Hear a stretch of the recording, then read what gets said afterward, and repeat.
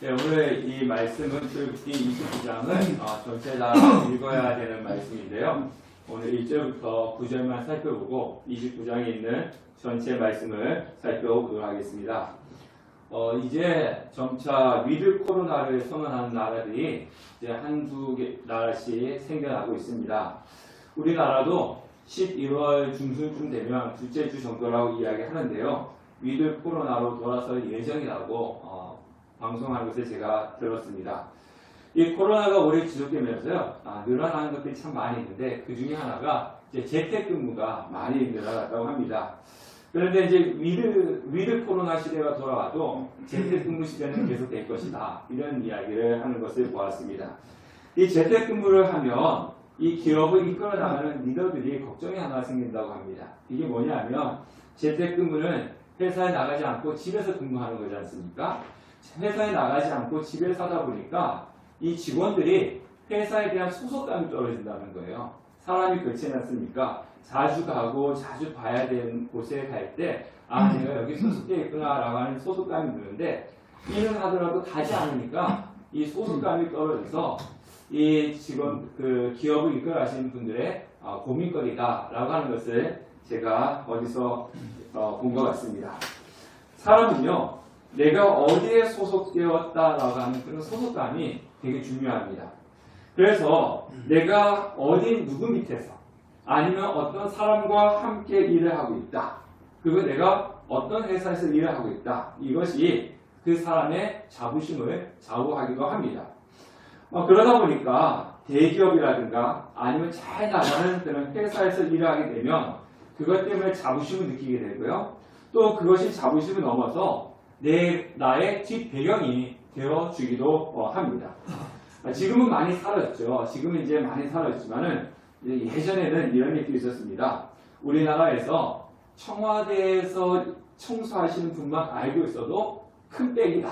큰 힘이 된다. 이런 이야기들이 있었습니다. 제가 청소하시는 분을 비하하려고 하는 말은 아니고요. 예전에 그렇게 말한 정도로 그 사람이 어디 있느냐가 되게 중요했다는 거죠. 그만큼 힘이 있었다는 겁니다. 그러다 보니까 나 청와대에서 근무해 라든가 아니면 나는 모 기업 어디에 이사야 이렇게 한마디 할 때 그 말 속에는요 막강한 힘이 보태져 있었습니다. 그리고 부작용으로는요 그것을 도용해서 사기 치는 사람도 있었잖아요. 청와대에 근무한다 라든가 아니면 어디에 일한다 그래가지고 사람들을 사기치는데 사용하기도 했었습니다. 장애인 사역을 하는 제 동기 목사님이 계시던데요. 지금은 연락을 하지 꽤 오래돼가지고 지금도 그 장애인 사역을 하시는지는 모르겠습니다. 제가 이제 교육전수할 때 그 목사님이 사역하는 장애인 센터에 갔었어요. 제가 지도하는 이제 중고등부 청년들 데리고 와서 봉사활동도 시키고 그랬습니다. 근데 그 친구 목사님이 이런 이야기 하더라고요. 이제 장애인 사역을 하다 보니까 관공서에 들어갈 일들이 참 많이 있었대요. 근데 어느 날 청와대에 들어갈 일이 있었답니다. 그래서 이제 청와대에 그 소형차를 몰고 이제 가고 있는데 청와대 근처에서 교통경찰관한테 잡혔대요. 신호를 어겼는지 잘 모르겠습니다. 어쨌든 잡혔는데 그분이 저 지금 청와대 가는데요. 이렇게 이야기하니까 그 교통경찰관이 가라고 순순히 보내주더라는 겁니다. 그러니까 그래서 그런지 몰라도요. 사람들은요. 자신이 어떤 대기업이라든가 아니면 우리나라에서 알아주는 그 중요 요직에 들어가려고 많이 노력하고 애를 씁니다. 그리고 그런 곳에 다니는 사람들을 부러워하고 그런 곳에 다니는 사람들은 참 대단한 사람이다 라고 그렇게 여기기도 합니다. 이렇게 좋은 곳에 여기기도 하는데요. 심지어 로마의 노예들조차도요. 이런 일들이 있었다고 합니다. 로마의 노예들은요. 자기 앞에 이렇게 명사를 달고 있었대요. 우리 명사는 누구 이름을 쓰는 거죠? 자기 이름을 쓰는 거죠. 근데 로마의 노예들은요. 자기 이름을 쓰는 것이 아니라 그 명찰에다가 자기 주인의 이름을 썼대요. 자기 주인의 이름. 근데 그 주인들이 대부분 귀족이지 않습니까? 그러다 보니까 그 주인의 어떤 직위에 가지고 있느냐, 왕의 노예냐, 아니면 그 주인이 왕이냐, 아니면 무슨 총리냐, 이거에 따라 가지고 노예들도 서열이 이렇게 쭉 정해졌다는 겁니다. 주인에 따라 가지고. 이렇게 좋은 곳에 소속되어 일을 하게 되면 다른 곳에서 누리지 못하는 특혜를 받게 되죠. 뭐 복지도 잘 돼 있고요. 보수도 많이 있고 또 인지도도 사회적인 인지도도 있습니다. 이런 좋은 곳에 소속되어 있으면 다른 사람이 알아주는 것은 사실이지만 또 그만큼 자신이 거기에 따르는 충족 요건을 가지고 있어야 되는 겁니다. 로마 노예들은요, 주인들의 직위가 높으면 높을수록 그 주인과 대화를 할 정도의 수준이 되어야 된다는 겁니다. 그러니까 우리는 노예하면은 뭐만 생각합니까? 그냥 이렇게 허드렛 일을 하고 뭐 힘든 일을 하는 사람들, 그런 사람들의 노예를 생각하는데 로마 노예들은 주인과 대화를 할 정도의 수준을 요구했다는 겁니다. 그러니까 그 주인이, 그러니까 하급 관리면은 그냥 열심히 일만 하면 되는데요. 근데 그 주인이 귀족으로 올라가면 올라갈수록 거기에 걸맞게끔 대화도 해줘야 되고 또 거기에 걸맞게끔 인품도 갖춰야 되는 그런 충족 요건이 필요했다는 것입니다. 그만큼 특혜도 누리지만 요구하는 조건을 갖춰야 된다는 겁니다. 대기업에서 일을 하려면 그 기업에서 요구하는 수준의 능력과 실적을 감당해야 되는 겁니다. 아마 이거는 큰 기업 아니면 정부 요직에 뿐만 아니라 이 땅에 살아가는 모든 곳에서는 다 그렇습니다. 내가 고용이 되었다면 거기서 요구하는 만큼의 어떤 대가를 지불하고 충족 요건을 갖춰야지 그곳에 있을 수가 있는 것이지, 그것을 갖추지 못한다면 우리는 그곳에 있을 수가 없는 겁니다. 오늘 말씀은요, 제사장 위임식에 대한 말씀인데요. 1절 말씀을 보면 너는 내가 그들에게 나를 섬길 제사장 직분을 위임하여 그들을 거룩하게 할 일은 이러하니 곧 어린 수소 하나와 흠 없는 순양 둘을 택하고. 제사장이 누구냐? 물론 대부분 잘 아시겠죠. 네, 제사장은요, 사람과 하나님 사이에서 중재자의 역할을 하는 사람이 바로 제사장입니다. 그래서 이 백성들이 소나 양의 제물을 가지고 오면 제사장이 그 제물을 잡아가지고 하나님 앞에 제사를 드려주는 그 사람과 하나님 사이의 중재 역할을 하는 사람이 제사장이었습니다. 근데 그런 제사장을 하나님께서 오늘 뭐라고 말씀하고 계시냐면 나를 섬길 제사장이다. 예, 나를 섬길 제사장이다. 즉 하나님을 위해서 일하는 사람이다. 이렇게 말씀하고 있습니다. 나를 섬길 제사장을 우리 한글 성경을 말고 원어로 보면요, 나를 위한 제사장 직분을 위하여. 그러니까 나를 위한 제사장 직분. 그리고 또 영어 성경을 보면요, 제사장 직분으로 나를 섬기도록 이렇게 번역을 했습니다. 그러니까 제사장은 하나님을 섬기는 직분이고 하나님을 섬기는 사람이다 라고 말씀을 하고 있는 겁니다. 하나님을 위하는 사람들, 하나님을 위하는 직분들, 그게 제사장이었습니다. 그러니까 얼마나 귀한 직분이고 얼마나 귀한 사람들이겠습니까? 출애굽기 28장에 보면요, 오늘 29장인데 28장에 보면 어떤 내용이 나오냐면요, 제사장들이 입을 옷에 대해서 이야기합니다. 자, 우리 지난주에 말씀에 하나님이 무엇을 만들라고 얘기했습니까? 이야기하셨죠? 지난주 우리 설교 말씀에 일주일밖에 안 지났는데 하나님이 계시는 성소, 그죠? 성소에 대해서 말씀하셨잖아요. 성소를 짓는데 어떻게 지으라고 했습니까? 하나님이 가르쳐주는 대로, 하나님이 알려주는 대로 성소를 지으라. 그렇게 지난주에 우리가 말씀을 통해서 살펴보았습니다. 근데 출애굽기 28장에 보면요, 제사장이 입을 옷에 대해서도 말씀하고 있는데 그 옷도 하나님이 어떻게 만들라고 이야기하냐면요, 내가 알려주는 대로 만들라는 거예요. 이 제사장의 옷을 이것은 이렇게 만들고 이것은 이렇게 만들어서 만들어라. 하나님께서 알려주고 그대로 만들라고 했습니다. 그러니까 성소도, 하나님이 계시는 성소도 하나님께서 알려주시는 대로 만들어라. 제사장의 옷도 하나님께서 알려주는 대로 만들어라 라고 이야기하듯이 이 제사장이 그만큼 귀한 직분이었다는 겁니다. 자, 제사장의 옷은요, 일반 백성들과 구별되는 화려한 옷이었습니다. 금요일에 나오신 분들은 우리가 살펴보아서 알겠지만은 보석도 달아놓고요, 그죠? 그리고 보석도 어깨에 매기도 하고 가슴에 달기도 하고. 여러분들 옷에 보석 다신 분 계십니까?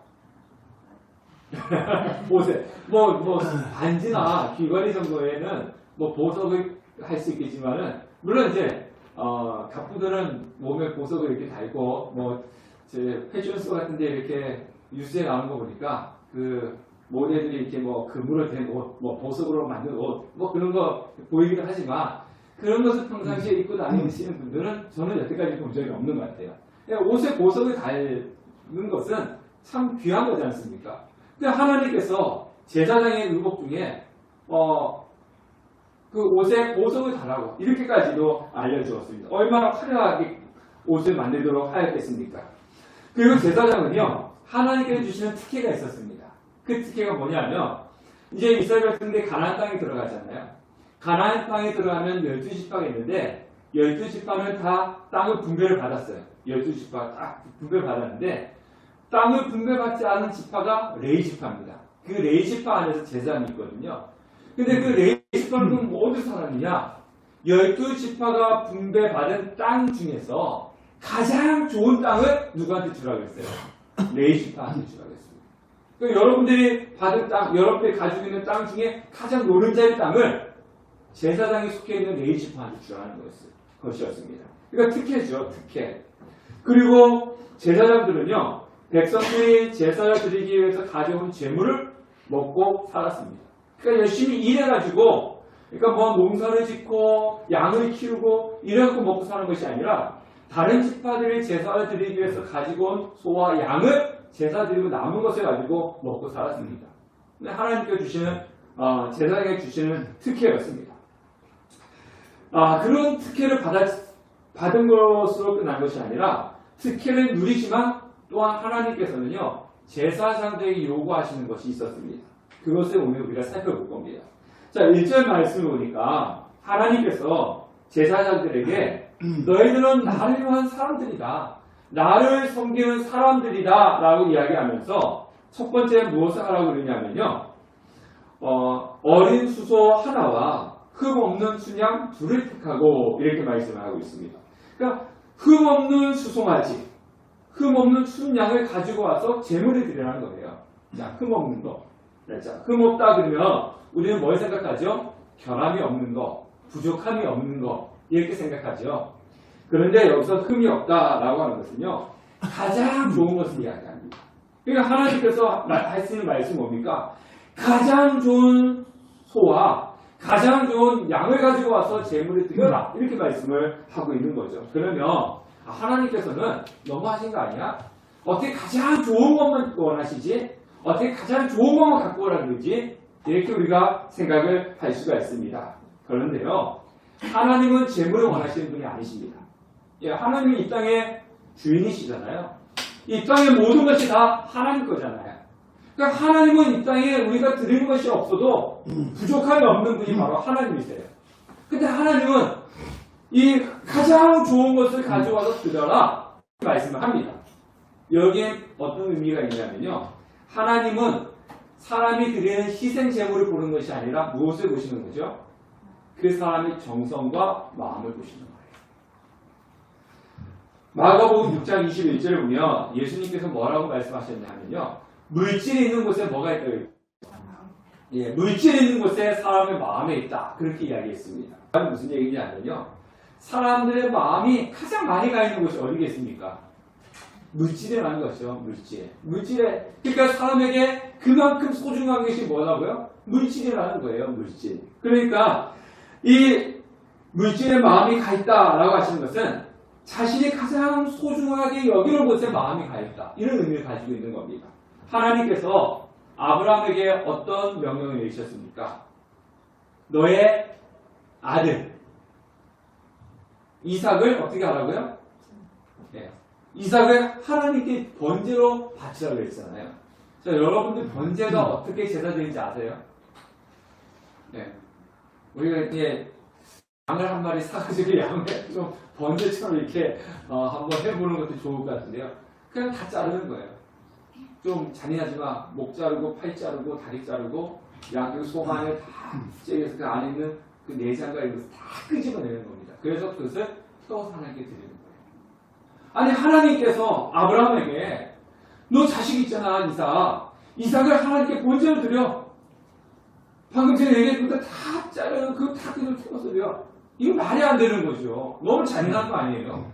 어떻게 하나님께서 그렇게 자녀를 번제로 드려갈 수 있겠습니까? 말도 안 되는 거죠. 하나님이 원하시는 건요, 이삭을 원하는 것이 아니었어요. 무엇이었습니까? 아브라함의 마음을 보신 거예요. 네. 너가 가장 소중하게 여기는 것이 뭐야? 아브라함, 너희가 가장 중요하게 여기는 것이 뭐야? 이삭이잖아. 근데 그 이삭을 하나님께 드릴 정도로 하나님께 마음이 있는지 없는지 그걸 보시기 원하신 것이지, 이삭을 제물로 드리라고 원하시는 건 아닙니다. 그러니까 하나님은 여기서 흠없는 것을 드리려고 할 때는 우리의 마음을 보시고 싶은 거예요. 너의 마음이 하나님께 있느냐? 너의 마음이 지금 하나님께 있는 거야? 없는 거야? 그것을 하나님께서 보고 싶어 하시는 겁니다. 제가 군대를 전역하고 난 이후에 이제 교육전사로 이제 아버님 교회 교육전사 첫 사역을 했어요. 그때 이제 중고등부 회장부, 중고등부 제가 맡았는데, 교회가 작으니까 중등부, 고등부 따로 떨어져 있는 것이 아니고 중고등부 같이 이렇게 예배를 드렸습니다. 그때 이제 기억이 나는 회장이 있었어요. 회장. 그때 고등학교 2학년이었는데요. 그 회장이 지금은 커가지고 집사님 되어가지고 가까운 교회에 이제 섬기고 있는데, 그 당시에는요, 중고등부 예배가 토요일에 예배 드렸습니다. 아마 그 당시에는 대부분 교회가 이제 토요일에 예배 드렸던 것 같아요. 그리고 주일에는 우리처럼 이렇게 또 어른들과 같이 예배를 드렸습니다. 그러니까 일주일 교회를 두고 놔야 되잖아요. 그래서 뭐 큰 교회는 주일에 한번 드리기도 했습니다. 근데 그 어머니가 요 가까운 교회에 이제 다니고 계시어요. 지금도 다니고 계시고 그 당시에도 다니고 계시는데, 그 어머니가 이 회장한테 그런 거에 자매인데, 너 교회는 왜 일주일에 두 번씩 가? 한 번만 가면 되잖아. 주에 한 번만 가는데 왜 토요일도 가고 주일도 가야 돼? 그러면 토요일 가지 마. 학생이 공부를 해야지. 무슨 예배를 두 번씩이나 가? 주일만 가. 이렇게 어머니가 금지령을 내렸어요. 그래서 이 학생이 월요일부터 금요일까지 죽으라고 공부를 한 겁니다. 왜? 토요일에 교회 위해서. 성적이 떨어지면 토요일에 교회 오지 못하니까 토요일에 교회 중고등부 예배를 오기 위해서 월요일부터 금요일까지 죽으라고 공부를 한 거예요. 그래서 성적이 올라가니까 엄마가 토요일 교회 가는 거에 대해서 막을 이유가 없었던 겁니다. 그러니까 토요일과 주일에 하나님 앞에 나와서 예배드리기 위해서 월요일부터 금요일까지는 밤잠 자지 않고 공부한 거예요. 자, 이것이 하나님을 위해서 사는 사람의 모습이라는 거죠. 하나님은 그 모습을 보고 싶은 거예요. 그 마음을 보고 싶은 거예요. 너가 하나님을 사랑하는 마음이 있는지, 정말 가장 소중하게 여기는 것이 누구인지, 그것을 하나님께서 보고 싶어 하시는 것입니다. 우리는 사람은 자꾸 무엇을 봅니까? 외형을 보잖아요. 외적으로 무엇을 하고 있는지, 무엇을 가지고 있는지, 사람은 외형적인 것을 보지만 하나님은 무엇을 보시는 분이십니까? 중심을 보시는 분이시죠. 네, 중심을 보시는 분이십니다. 자, 두 번째 2절 말씀입니다. 2절 다 같이 한번 읽어보도록 하겠습니다. 2절 다 같이 한번 읽어보겠습니다. 시작. 무교병과 기름 섞인 무교 과자와 기름 바른 무교 정성을 모두 고운 밀가루로 만들고. 그러니까 우리 무교병이 나오는데요. 이제 이거는 한문입니다. 한문. 우리 이제 성경이 한문의 영향을 많이 받았기 때문에 무교병이라고 이야기하는데, 이 무교병은 누룩이 없는 떡이에요. 누룩이 없는 떡. 자, 여러분들 집에서 뭐 빵 만들어 보신 분 계십니까? 집에서 빵을 잘 안 만드시는군요. 자, 집에서 빵을 만드실 때요, 어떻게 하는지 하면요, 밀가루에다가 효소를 넣죠. 효소를 넣어서 같이 섞어가지고 숙성을 시킵니다. 숙성을 시키면 어떻게 됩니까? 이 처음에는 이 주먹만 하던 것이요, 부풀어 올라가지고 이렇게 머리만큼 커져요. 네, 주먹만, 머리가 더 커집니다. 그러면 이제 부풀어 오른 숙성된 것을 가지고 빵을 만들고 뭐 다른 것을 만드는 거예요. 이 무교병은요, 이스라엘 백성들이 출애굽할 때 전날 밤에 떡을 발효시킬 시간이 없어가지고 누룩을 넣지 않고 떡을 구워 먹었습니다. 그러니까 숙성시키는 시간이 필요하잖아요. 저는 어릴 때 보니까 저희 어머니가 이제 호떡 해주신다고 이렇게 숙성시키는 거 봤는데, 저녁 때 뜨뜻한 알목에 이렇게 이불 덮어놓으면요, 다음날 아침이 돼야지 이렇게 부풀어 올라가지고 호떡을 해주시더라고요. 그러니까 당장은 안 되는 거예요. 이스라엘 백성들은 그런 시간이 없기 때문에 누룩을 넣지 않은 상태에서 떡을 가지고 구워서 먹었습니다. 근데 성경에는 이 누룩은요, 무엇을 의미하냐면요, 사람을 타락시키는, 사람을 죄를 짓게 하는 죄와 부패를 상징합니다. 네. 그래서 성경에 보면 자, 고린도전서 5장 7절에 보면 너희는 누르고 없는 자인데 새 덩어리가 되기 위하여 묵은 누룩을 내버리라. 우리의 유월절 양 곧 그리스도께서 희생되었습니다. 우리가 누르고 없는 자라는 거죠. 뭐가 없다는 겁니까? 누르는 죄라고 그랬지 않습니까? 너가 죄가 없는 그런 자인데, 예, 그것을 말씀하고 있죠. 고린도전서 5장 8절 말씀을 보면요. 이러므로 너희가 명철을 지키되 묵은 누룩으로 말고, 죄를 지키지 않는 누룩으로 말고, 악하고 악에 찬 누룩으로도 말고, 누룩이 없이 오직 순전함과 진실함의 떡으로 하자.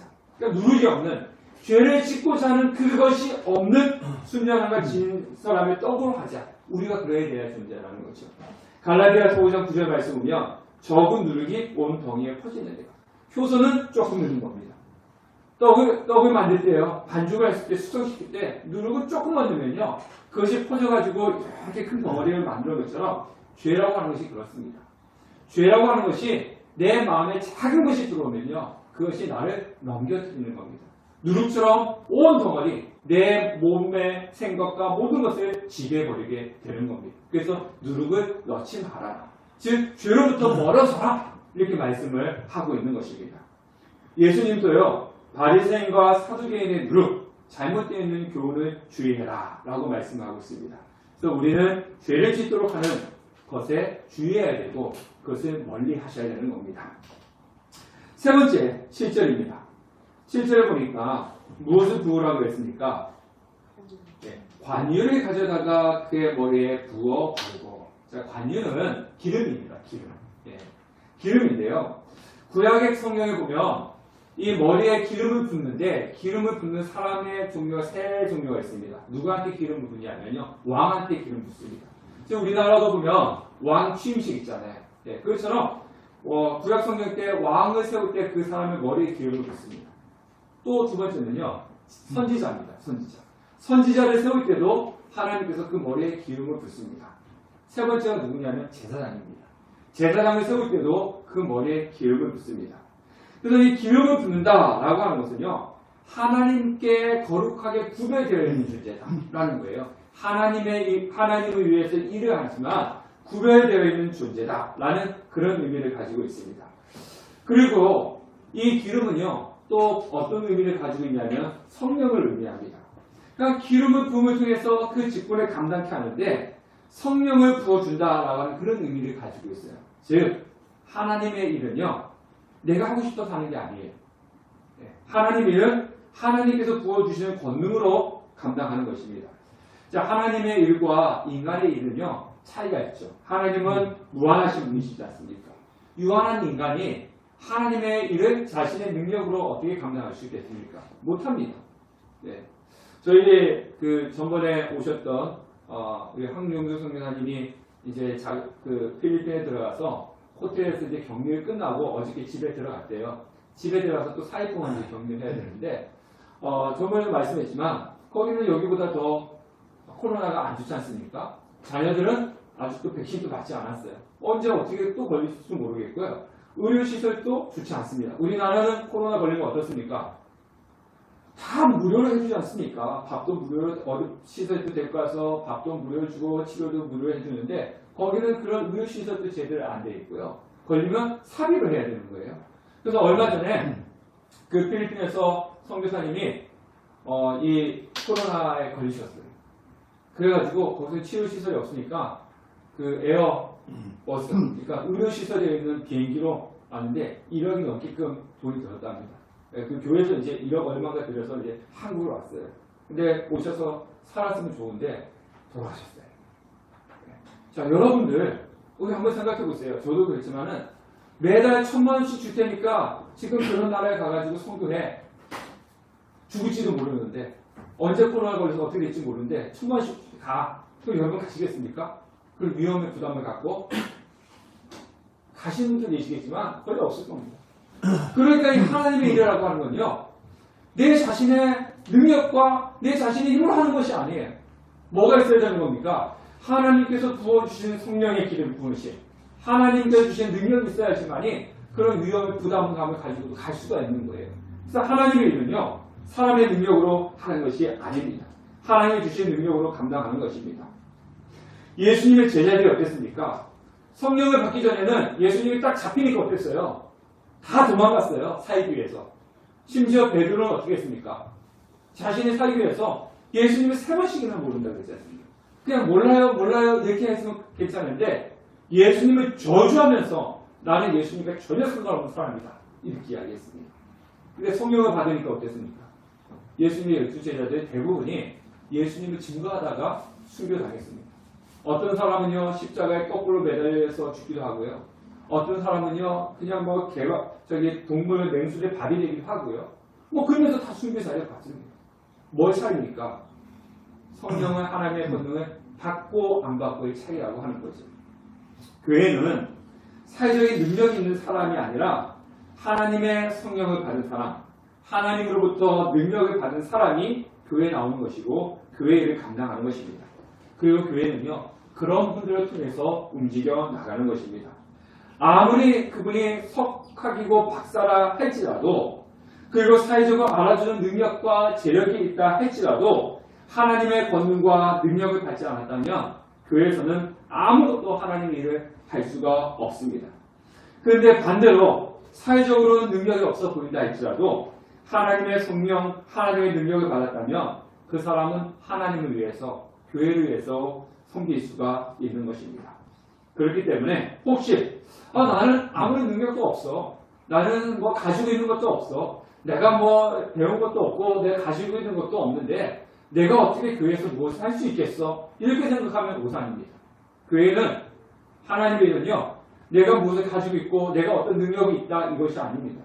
아무것도 없어도요. 하나님께서 주시는 능력이 있다면 그것으로 우리는 이 하나님 일을 감당할 수가 있는 것입니다. 그래서 나는 없어. 나는 능력이 안 돼. 나는 가지고 있는 것이 없어. 그래서 우리가 위축될 필요가 하나도 없는 겁니다. 또 반대로 나는 사회에서 이것도 잘하고 저것도 잘하고 내가 가지고 있는 것도 많고 나는 능력도 있는 사람이야. 그렇기 때문에 나는 교회에서 잘할 거야. 이렇게 생각하시는 분이 있다면 그건 자만입니다. 절대로 아닙니다. 하나님의 은혜를 받지 않으면 아무리 가지고 있는 것이 많이 있다 할지라도 교회 안에서 하나님 일은 절대로 할 수가 없습니다. 그것 때문에 교회가 더 힘들고 어려워지는 경우도 있습니다. 그래서 우리는 무엇을 해야 되느냐? 하나님께서 제사장들에게 관유를 부었지 않습니까? 기름을 부었지 않습니까? 우리는 기름 부음을 받아야 되는 겁니다. 그 기름 부음은 진짜 뭐 기름을 붓는 것이 아니라 성령을 받으셔야 되는 겁니다. 하나님의 권능과 하나님의 능력을 받으셔야 되는 것입니다. 마지막으로 20절입니다. 20절 다 같이 읽어보겠습니다. 시작. 너는 그 순양을 잡고 그 새끼를 가져다가 아론의 오른쪽 깃뿌리와 그의 아들들의 오른쪽 깃뿌리에 바르고 그들의 오른손 검지와 오른발 엄지에 바르고 그 피를 제단 뒤에 뿌리고. 자, 이게 무엇이냐면요. 제물이 아까 순양을 갖고 오라고 했지 않습니까? 소. 그래서 양을 잡고 그 피가 있는데 그 피를 가져다가 아론과 그 아들들 오른쪽 깃뿌리에 이제 바르는 거예요. 피를 여기다 바르는 거죠. 그리고 오른쪽 손 엄지에 또 오른쪽 발 엄지에 피를 바르는 거예요. 아니 이게 피 냄새도 나고 그런 걸 피 비린내 나지 않습니까? 그 피를 갖다 굳이 귀에 오른쪽 부에다가 여기 이렇게 바르고 또 이렇게 엄지에 손가락에 오른쪽 엄지에다 또 발에다 피를 바르라 할까? 이거는 어떤 의미가 있냐면요. 귀와 손과 발은 의미가 있습니다. 이 피를 바른다는 것은요. 거룩하게 성별되었다라고 하는 의미가 있는데, 자, 귀는 뭐 하는 역할을 하죠?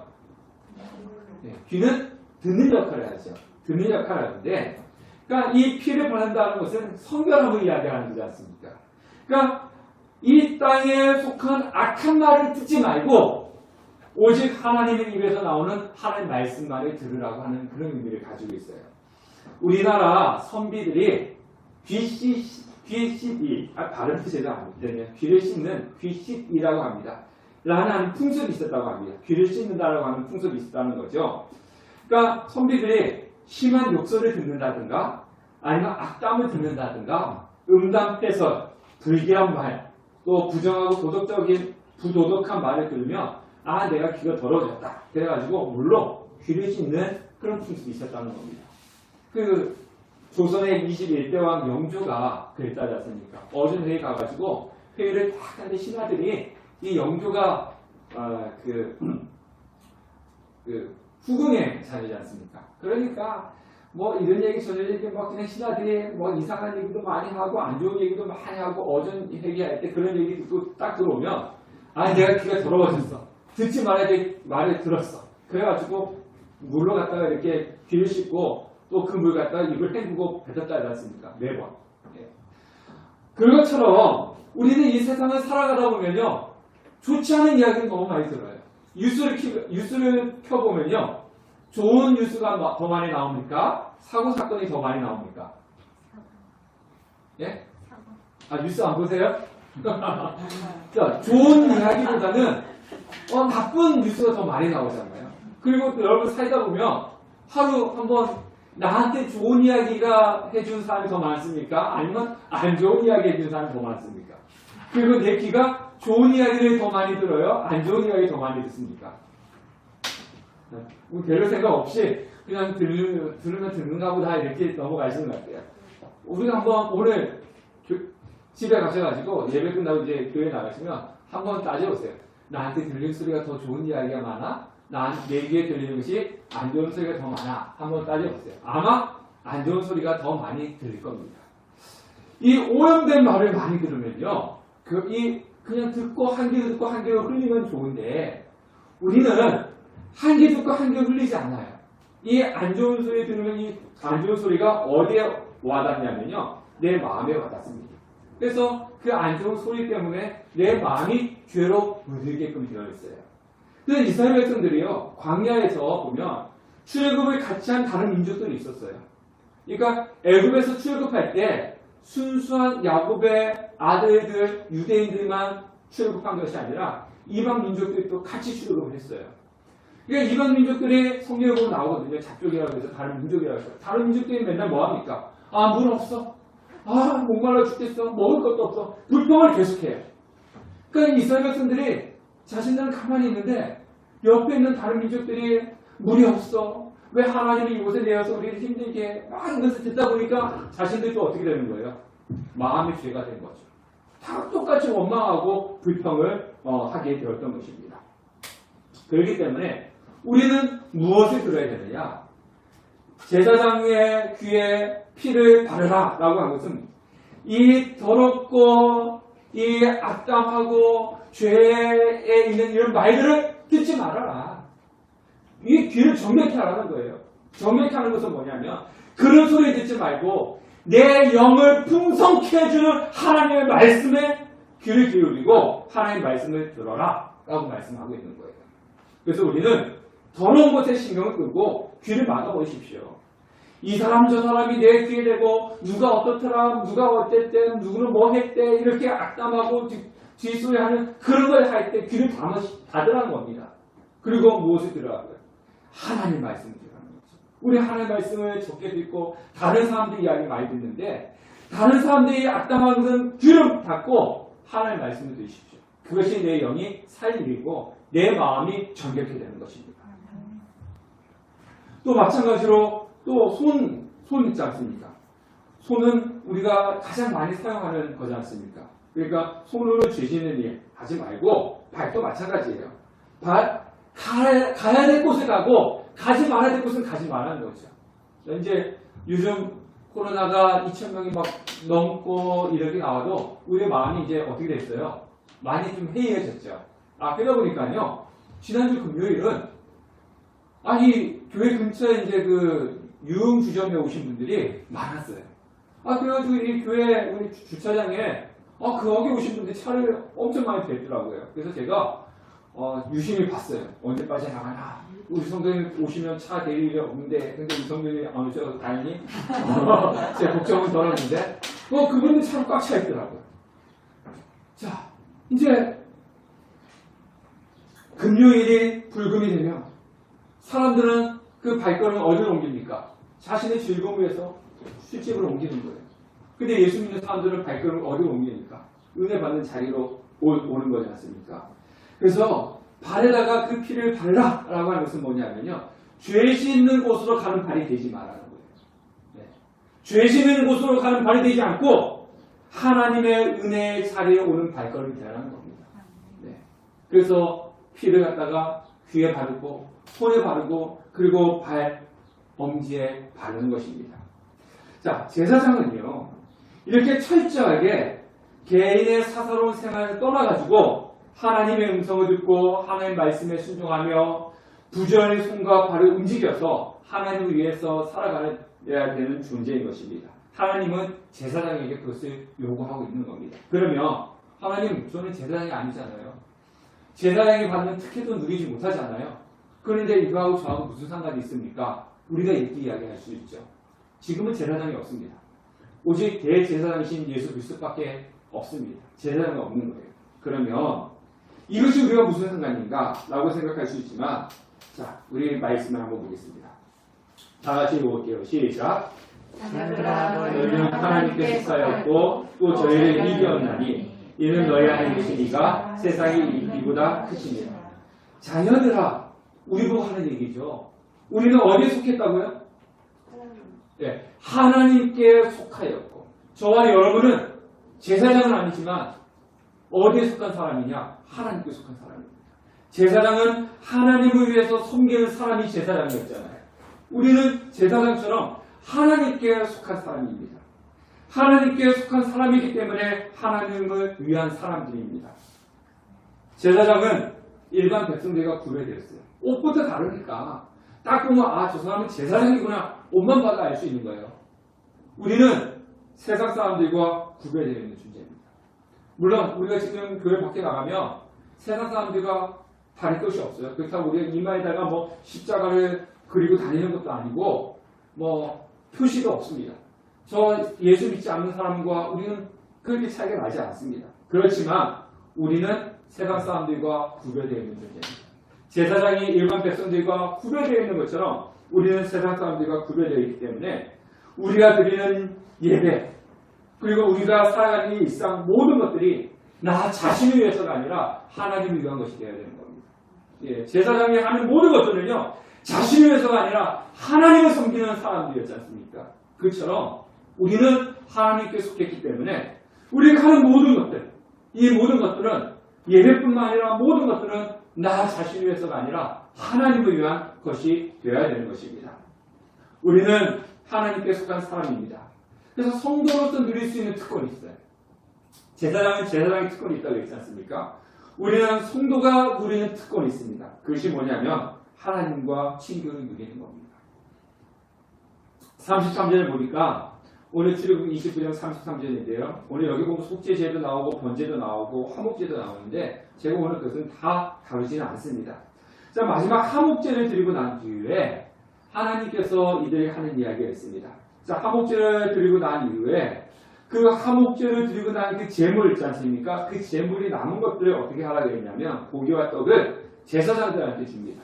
그 너희들은 회관문 앞에서 그 뜰에서 먹어라. 근데 그거는 누구하고 먹지 말라고요? 일반 사람들, 다른 사람들은 먹지 못하게 하고 너희들만 먹어라. 이 제사장이 주는 특권이지 않습니까? 예. 그들은 특권인데 그 너희들만 먹어라 라고 하는 것은 뭐냐면 하나님과 화목하게 되어서 하나님과 식탁의 교제를 나누어라. 이것이 제사장이 주시는 화목제예요. 하나님은요 우리가 예수 믿지 않은 사람과 우리의 가장 큰 차이점은 뭐냐면요 예수 믿지 않은 사람과 우리는 외적으로는 별 차이 없어요. 나하고는 똑같아요. 다 요즘은 마스크 써가지고 얼굴 반을 가리지 않습니까? 눈만 뺏고 우리 성도님처럼 모자 쓰고 오면요 잘 몰라요. 저도 이렇게 예전에 이렇게 마스크 쓰고 여름에 뜨거울 때 얼굴 타면 안 되니까 저처럼 얼굴 검은 사람은요 햇빛하고 인사마도 타요. 햇빛 안녕 그러면 새까매져요. 그래서 모자를 쓰고 이렇게 지나가면요 사람이 저를 한 명도 몰라봐요. 그래서 제가 먼저 인사를 해도요 한참 쳐다봐요. 그래서 제가 저 신민호 목사인데요. 그러면 목사님 이렇게 얘기하지 몰라봅니다. 예. 근데 요즘 마스크 쓰고 길거리 가면은 이 사람이 예수 믿는 사람인지 아닌지 모르지 않습니까? 그런데 외적으로는 똑같아요. 그런데 우리가 누린 특권이 있다는 거죠. 그것이 뭐냐면 우리는 예수님을 믿기 때문에 누구를 만날 수 있는 존재입니까? 하나님을 만날 수 있는 존재입니다. 예수 믿지 않는 사람은요 하나님을 만나고 싶어도 만날 수 없는 사람들이에요. 우리는 하나님과 얼마든지 대화할 수 있는 사람들이지 않습니까? 안에서 그렇지. 하나님께서 우리에게 주신 말씀, 그 중에서 하나님 음성을 들어야 되는데 안 듣고, 우리가 하나님께 말할 수 있는 기도가 있는데 안에서 문제지, 우리는 하나님과 언제든지 친교하고 대화하고 만날 수 있는 존재입니다. 이것이 특권이에요. 여러분들, 대통령이 여러분 만나주시겠습니까? 네? 만나려고 아무리 발굴쳐도 그분들 잘 안 만나줘요. 네? 워낙 바쁘고, 하나님은 항상 뭐라고 그럽니까? 날 만나러 와라! 내가 항상 기다리고 있다. 너희들 안 와서 문제지. 나는 너희들과 만날 준비가 되겠다. 이것이 특권이라는 겁니다. 하나님의 사람으로, 하나님의 속한 사람으로, 하나님의 특권을 누리는 사람으로 우리는 어떻게 해야 되느냐? 구별되어 있는. 정말 내가 생각하는 대로 나를 위해서 살아가는 것이 아니라 하나님을 위해서. 예배도 하나님을 위해서. 우리가 살아가는 모든 것도 하나님을 위해서 살아가는 성도님들이 되어야 될 것입니다. 제사장은 하나님을 위한 사람인 것처럼 우리도 하나님을 위한 사람입니다. 그래서 죄 가운데 머물고 세상 사람처럼 살아가는 것이 아니라 하나님이 기뻐하시는 대로 성결한 삶을, 주님을 위해서 성결한 삶을 살아가는 우리 성도님 되시기를 주님의 이름으로 축원합니다. 기도하겠습니다.